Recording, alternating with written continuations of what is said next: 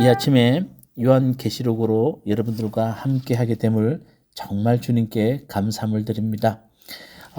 우리 1월 한 달 동안에는 성경의 가장 마지막 부분인 요한계시록을 우리가 함께 읽게 됩니다. 메시지 성경을 쓴 유진 피터스 목사님은 마지막은 우리의 시작점이다 라고 이렇게 말씀해 주셨습니다. 우리 신년에 정말 성경의 가장 마지막 장인 요한계시록을 통해서 우리가 신년을 새롭게 한번 시작해 보자라는 말씀에 제가 동의가 되어서 요한계시록을 하게 되었습니다. 여러분, 요한계시록 먼저 소아시아 7교회 목사였던 요한이 로마의 유배지인 patmos섬에 갇히게 됩니다. 그 patmos섬에서 7교회에 쓴 편지가 요한계시록입니다. 그래서 요한은 그 당시에 7교회에 있는 사람들이 박해 가운데 있기 때문에 그들에게 용기와 희망을 주기 위해서 요한계시록을 쓰게 됩니다. 요한계시록을 여러분 이해하려면 황제 숭배와 로마의 박해를 반드시 우리가 알아야 됩니다. 로마는 대단히 진보적인 정치를 했습니다. 그렇지만 로마는 단 한 가지 조건에 사람들이 만족시켜야만이 사람들은 자유로울 수 있었습니다. 그 단 한 가지 조건이 뭐냐 하면 황제가 주님이시다 라는 고백을 해야 됩니다. 이것을 공개적으로 선언을 해야 됩니다. 그런 사람들에게는 다른 신에게 예배 드릴 수 있고 자유롭게 거래도 할 수 있고 자유롭게 살 수도 있었습니다. 그렇지만 카이사랴가 주님이시다라고 공개적으로 선언하지 않는 사람들은 거래도 되지 않고 이 사람들에게 남아있는 것은 박해와 죽음입니다. 그래서 주님을 믿는 그리스도인들은 어떻게 예수 그리스도가 주님이라고 고백하는 사람들이 카이사라가 주님이라고 고백할 수 있겠습니까? 그래서 그들은 지하로 들어가게 되고 박해를 피해서, 그리고 그들은 어마어마한 고난을 받게 됩니다. 그런 아시아에 있는 7교회의 요한은 다시 한번 힘을 얻으라고, 자기는 비록 지금 patmos섬의 유배지에서 있지만 그들에게 힘을 주기 위해서 쓴 것이 요한계시록입니다.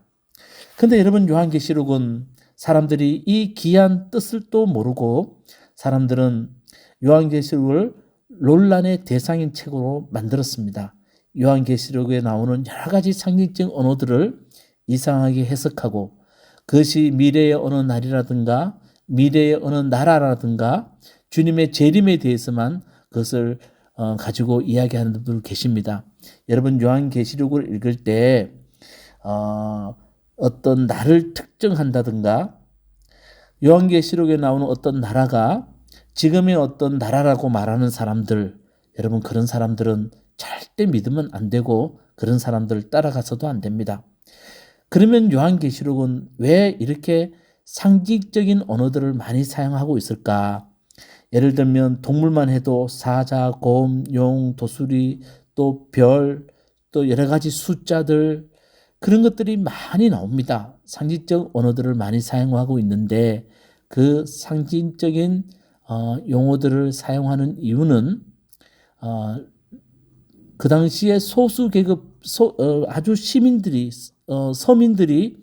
그들의 언어를 통해서 로마가 알아듣지 못하게 할 수 있는 언어들을 통해서 그들이 하나님을 찬양하고 하나님의 은혜를 말하고, 그리고 로마의 박해를 자기들이 그 상징적인 언어들을 통해서 서로 소통하면서 견뎌냈던 겁니다. 여러분, 소통해야 사람은 견뎌냅니다. 그런데 로마가 아는 언어로 소통하면 안 되지 않겠습니까? 그래서 그런 상징적인 언어를 사용하고 있다는 것을 여러분들이 기억하시고 이제 로마서 1장 본격적으로 한번 들어가 보도록 하겠습니다. 로마서 1장 1절에 보면 이렇게 시작합니다. 이것은 예수 그리스도의 계시입니다 라고 시작합니다. 제가 2주 전에 이것에 대해서 말씀드렸지만 계시라는 말은 헬라어로 아포칼립시스입니다. 감추어져 있던 것, 숨겨져 있던 것, 덮어져 있던 것들이 드러나다라는 뜻입니다.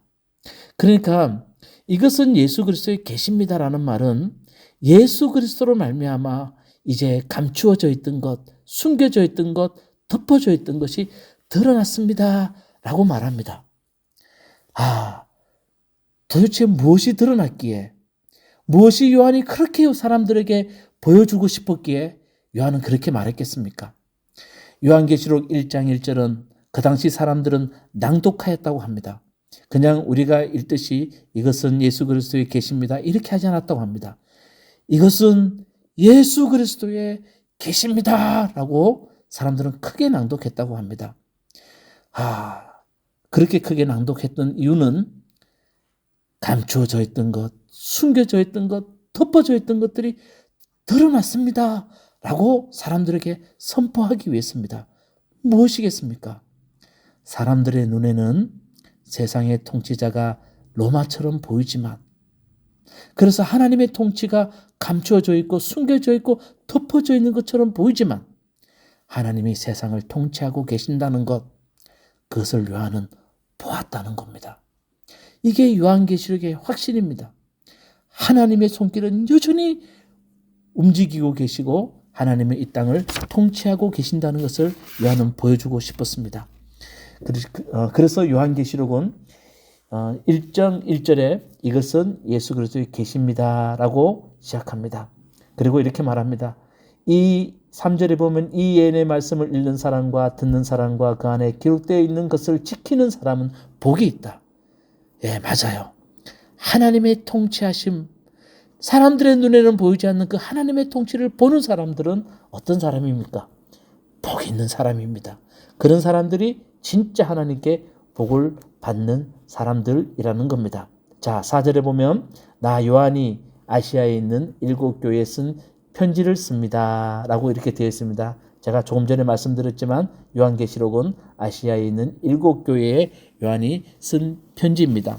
이 7교회, 아시아에 있는 7교회의 위치는 지금의 트르키에, 우리 예전에 터키라고 말했던 그곳에 있는 곳입니다. 자, 그리고 요한은 7교회에 이렇게 말합니다. 정말 7교회에 선포하고 싶었던 말씀이 있습니다. 8절에 보면 이렇게 되어 있습니다. 지금 또 계시고 전에도 계시고 앞으로도 오실 전능하신 주 하나님께서 나는 알파와 오메가다 라고 말씀하십니다 라고 말합니다. 여러분, 이게 요한계시록의 핵심 메시지입니다. 제가 2주 전에 이미 설교할 때 말씀드렸지만 그리스어로 첫째 글자가 알파요, 마지막 글자가 오메가입니다. 하나님은 처음과 마지막이 된다는 말씀입니다. 그러니까 하나님이 우리와 함께 하신다는 말을 요한은 이렇게 표현한 겁니다. 처음이자 마지막, 영원히 하나님은 우리와 함께 하십니다. 요한은 이것을 보았다는 겁니다. 세상 사람들의 눈에는 로마가 처음이자 마지막처럼 보이지만 요한은 그 덮어져 있던 것, 감추어져 있던 것, 하나님이 처음이자 마지막이라는 것을 요한은 보았다는 겁니다. 그래서 요한은 아주 상징적인 언어로 하나님의 통치를 알파와 오메가, 처음과 마지막, 하나님은 우리와 함께 하시고 계십니다. 자, 여러분, 만약에 여러분이 로마의 박해 가운데 있는, 정말 모든 희망이 끊어져 있는 그 자리에 여러분이 있다면 이 말씀을 들었을 때 얼마나 용기가 생기겠습니까? 하나님은 처음과 마지막이고 하나님은 지금 우리와 함께하고 계신다. 저 로마의 손길이 저렇게 강하고 우리는 카이사라가 주님이시라고 고백하지 않은 우리들에겐 환난만 있지만, 그러나 그 하나님의 통치를 바라보면서 사람들은 힘과 용기를 얻는 것 아니겠습니까? 요한계시록은 그렇게 해서 기록된 겁니다. 자, 12절부터 20절 말씀에 보면 이렇게 되어 있습니다. 나는 내게 들려오는 그 음성을 알아보려고 돌아섰다. 돌아서서 보니 7 금 촛대가 있는데 그 촛대 가운데 인자 같은 분이 계셨다. 그는 발에 끌리는 긴 옷을 입고 가슴에는 금띠를 띠고 계셨다. 이렇게 말합니다. 여러분 일곱 금촛대의 환상이라고 이렇게 말하는데 이 일곱 금촛대는 다른 것이 아니라 교회를 말합니다. 일곱 교회를 상징적으로 말합니다. 예전에 우리 교회는 없지만 다른 교회 가면 강대상 위에 초를 7개를 켤 수 있는 그 메노라라는 촛대들이 교회에 있습니다. 거기에 초를 꼽아놓고 불이 켜지는 것, 이게 요한계시록 1장의 말씀을 상징적으로 사용하는 겁니다. 아시아에 있는 7 교회를 상징하는 단어입니다. 그리고 그 촛대 가운데 13절에 인자 같은 분이 계십니다. 누구십니까? 예수 그리스도십니다. 예수 그리스도께서 교회와 함께 하신다는 것을 이렇게 상징적인 언어로, 로마가 듣지 못하는 언어로 이렇게 표현합니다. 여러분, 그렇습니다. 세상을 살다 보면 세상이 모든 것이 교회는 거기에 한 부분인 것고, 세상의 모든 사람, 정치인이나 경제인이나 이런 사람들이 세상을 통치하는 것 같습니다.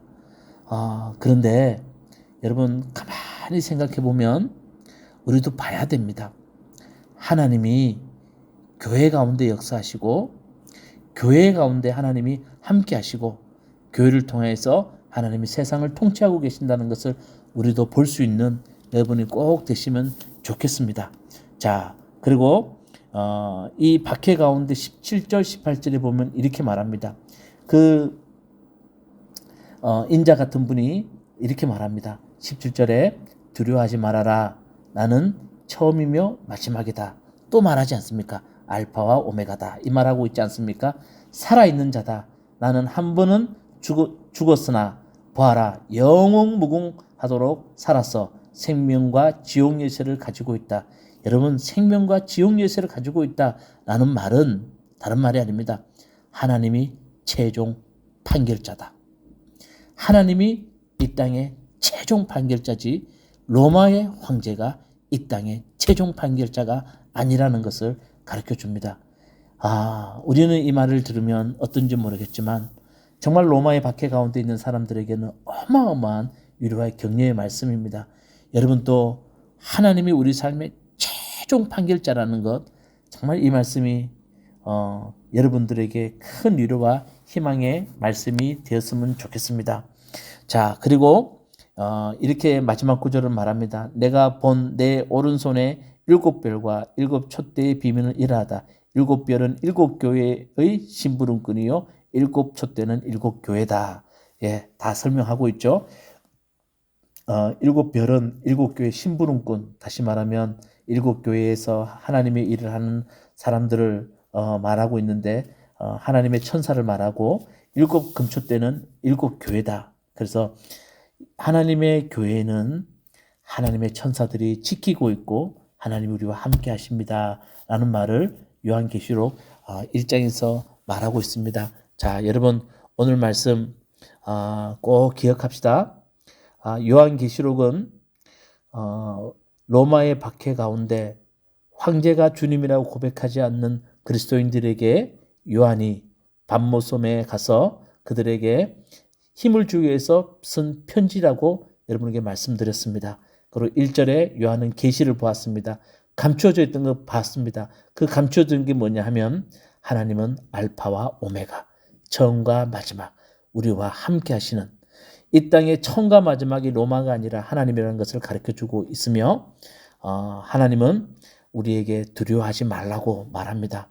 지금의 대단히 두려운 삶의 상황 가운데 있지만 너희는 두려워하지 마라. 내가 너희와 함께 하고 있다 라고 우리에게 들려주고 있습니다. 이 말씀이 여러분들에게 큰 은혜가 되기를 주님의 이름으로 축원합니다. 기도합시다. 하나님은 이 땅을 다스리고 계십니다. 그리고 이 땅의 주관자십니다. 하나님, 그것을 우리가 잊어버리는 순간에 우리 속에는 늘 두려움이 생기고 미래에 대한 막연한 두려움 때문에 무엇을 어떻게 해야 될지도 모르고 하나님이 주신 자녀라는 사실도 잊어버리고 우리는 세상의 두려움 가운데 살아갑니다. 그렇지만 주님이 이 땅의 주인이시고 우리와 함께 하시는 분이시고 알파와 오메가십니다. 그 주님이 내 삶의 주인이심을 깨달을 때 우리는 두려워하지 않고 힘껏 이 땅을 살아갈 줄로 믿습니다. 오늘 이 은혜가 우리 무화과나무 교회 성도님 모두에게 있기를 주님의 이름으로 축원합니다. 아멘. 요한계시록 1장. 이것은 예수 그리스도의 계시입니다. 이 계시는 곧 일어나야 할 일들을 그 종들에게 보이시려고 하나님께서 그리스도에게 주신 것입니다. 그런데 그리스도께서는 자기의 천사를 보내셔서 자기의 종 요한에게 이것을 알려주셨습니다. 요한은 하나님의 말씀과 예수 그리스도의 증언, 곧 자기가 본 것을 다 증언하였습니다. 이 예언의 말씀을 읽는 사람과 듣는 사람들과 그 안에 기록되어 있는 것을 지키는 사람들은 복이 있습니다. 그때가 가까이 왔기 때문입니다. 나 요한은 아시아에 있는 7 교회에 이 편지를 씁니다. 지금도 계시고 전에도 계셨고 또 앞으로 오실 분과 그의 보좌 앞에 있는 7 영과 또 신실한 증인이시오 죽은 사람들의 첫 열매이시오 땅 위의 왕들의 지배자이신 예수 그리스도께서 내려주시는 은혜와 평화가 여러분에게 있기를 빕니다. 예수 그리스도께서는 우리를 사랑하시며 자기의 피로 우리의 죄에서 우리를 해방하여 주셨고 우리로 하여금 나라가 되게 하시어 자기 아버지 하나님을 섬기는 제사장으로 삼아주셨습니다. 그에게 영광과 권세가 영원 무궁하도록 있기를 빕니다. 아멘. 보아라, 그가 구름을 타고 오신다. 눈이 있는 사람은 다 그를 볼 것이요 그를 찌른 사람들도 볼 것이다. 땅 위의 모든 족속이 그분 때문에 가슴을 칠 것이다. 꼭 그렇게 될 것입니다. 아멘. 지금도 계시고 전에도 계셨고 앞으로 오실 전능하신 주 하나님께서 나는 알파요 오메가다 하고 말씀하십니다. 예수 안에서 여러분의 형제요, 예수 안에서 환난과 그 나라와 인내에 여러분과 더불어 참여한 사람인 나 요한은 하나님의 말씀과 예수에 대한 증언 때문에 반모라는 섬에 갇혀 있게 되었습니다. 주님의 날에 내가 성령에 사로잡혀 내 뒤에서 나팔 소리처럼 울리는 큰 음성을 들었습니다. 그 음성은 이렇게 말하였습니다. 네가 보는 것을 책에 기록하여 7 교회 곧 에베소와 서모나와 버가모와 두아디라와 사데와 빌라델비아와 라오디게아의 교회로 보내라. 그래서 나는 내게 들려오는 그 음성을 알아보려고 돌아섰습니다. 돌아서서 보니 7 금 촛대가 있는데 그 촛대 한가운데 인자와 같은 분이 계셨습니다. 그는 발에 끌리는 긴 옷을 입고 가슴에는 금띠를 띠고 계셨습니다. 머리와 머리털은 흰 양털과 같이 또 눈과 같이 희고 눈은 불꽃과 같고 발은 풀무불에 달고 낸 노새와 같고 음성은 큰 물소리와 같았습니다. 또 오른손에는 7 벼를 쥐고 입에서는 날카로운 양날 칼이 나오고 얼굴은 해가 강렬하게 비치는 것과 같았습니다. 그를 뵐 때에 내가 그의 발 앞에 엎어져서 죽은 사람과 같이 되니 그가 내게 오른손을 얹고 말씀하셨습니다. 두려워하지 말아라. 나는 처음이며 마지막이요 살아있는 자다. 나는 한 번은 죽었으나 보아라 영원 무궁하도록 살아있어서 사망과 지옥의 열쇠를 가지고 있다. 그러므로 너는 네가 본 것과 지금의 일들과 이 다음에 일어날 일들을 기록하여라. 네가 본 내 오른손의 7 별과 7 금 촛대의 비밀은 이러하다. 7 별은 7 교회의 심부름꾼이요 7 촛대는 7 교회다.